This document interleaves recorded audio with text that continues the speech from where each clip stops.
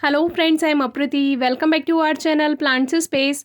जब आप अपने गार्डन के अलावा किसी और का गार्डन देखते हैं, उसमें अच्छी ग्रोथ हो रही होती है, उसमें हरियाली होती है, रौनक होती है, तो आपको अच्छा लगता है।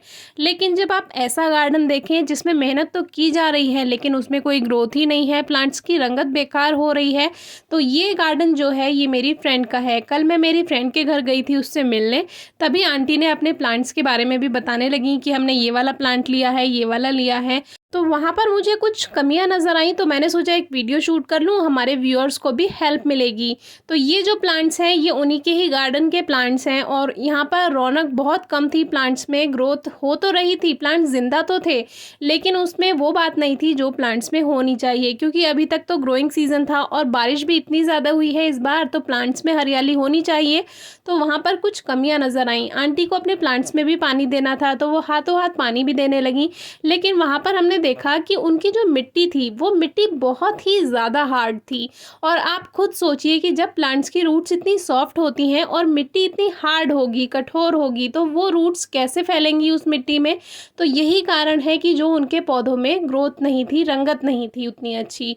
उन्होंने प्लांट्स नर्सरी से ही लिए थे, बनाए नहीं हैं खुद से। वो पॉट सहित कुछ प्लांट्स ले लेती हैं और कुछ उन्होंने जो पॉली बैग्स में आते हैं उस तरह से लिए हुए हैं। तो रंगत उतनी अच्छी नहीं हो रही थी प्लांट्स की, और उसकी वजह यही थी कि मिट्टी बहुत कठोर थी। कुछ पॉट्स जो थे उन्होंने बहुत ज़्यादा खाली रख रखे थे और बारिश का पानी उसमें ज़रूर भरा होगा, उसकी वजह से भी प्लांट्स में ग्रोथ नहीं होती है जब पॉट्स में पानी बारिश के सीज़न में भरा रहा। और इस बार तो बारिश भी बहुत ही ज़्यादा हुई।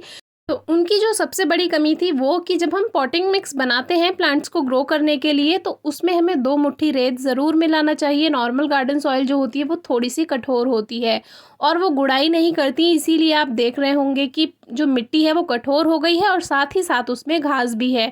ये लाइन से 3-4 तुलसा जी रखी हुई थी, उसमें मंजरी आ गई थी, यानी सीड्स बनने लगे थे, इसी वजह से उनकी रौनक अच्छी नहीं थी। तो इन सीड्स को आप टाइम टू टाइम कट करते रहें तो तुलसा जी हरी भरी और घनी रहेंगी। साथ ही जितनी सूखी टहनियाँ हो उन्हें भी हटाएं। अभी कुछ दिन पहले एक वीडियो शेयर की है, अभी हमारी तुलसा जी बहुत घनी हो गई हैं दोबारा से। दूसरी बात, पॉट्स बहुत ज़्यादा खाली रखे हुए थे, तो पॉट्स को थोड़ा भरकर रखें जिससे बारिश में उनमें पानी ना भरे, नहीं तो ओवर मॉइस्चर की शिकायत आ जाती है तो भी प्लांट्स बेकार होते हैं। मनी प्लांट को उन्होंने फुल डायरेक्ट सनलाइट में रखा हुआ था, इसीलिए पत्तियां पीली हुई थी और उसमें बहुत सारी घास भी जमा हुई थी। ये मोगरा का प्लांट था जिसमें पत्तियां ही थी, फ्लावरिंग तो इसमें हुई ही नहीं होगी, क्योंकि जब इसमें मिट्टी ही इतनी कठोर है, साथ ही बहुत ज़्यादा वो खाद नहीं देती हैं।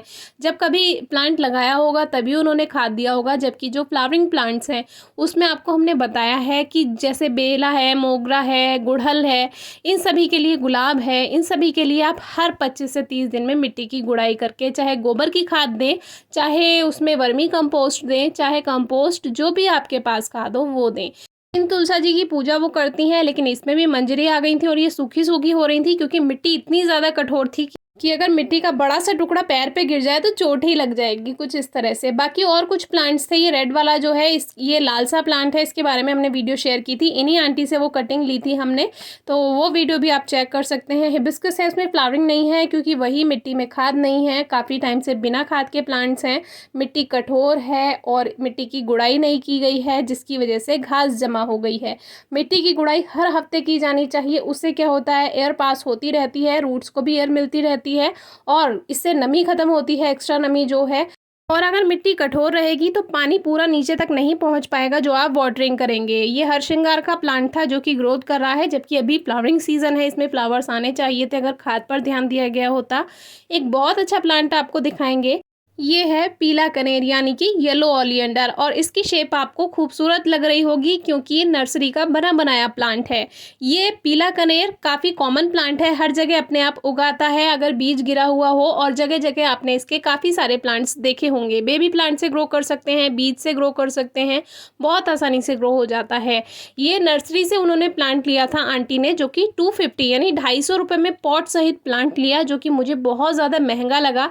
लेकिन ये इसलिए महंगा बताया क्योंकि ये 3 प्लांट्स को, कनेर को आपस में मोड़कर उन्होंने जोड़ दिया है, जिससे इसकी बहुत खूबसूरत शेप बन गई है, तो इसी वजह से वो प्लांट इतना महंगा था।